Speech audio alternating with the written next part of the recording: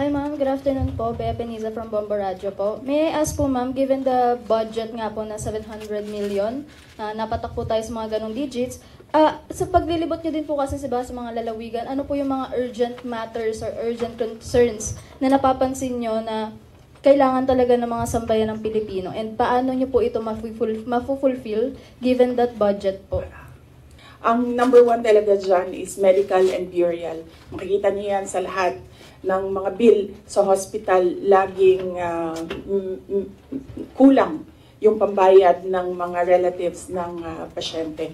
Yan ang number one.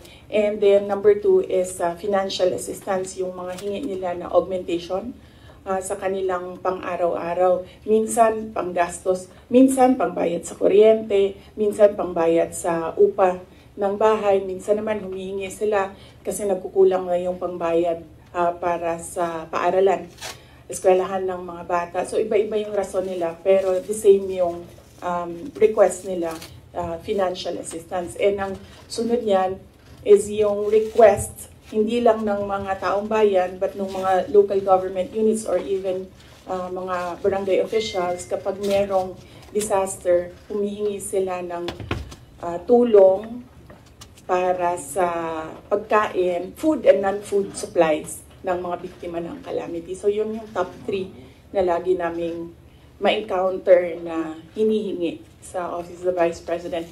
In fact, hindi lang yan sa OVP kasi nung mayor ako, halos the same yung requests ng mga tao.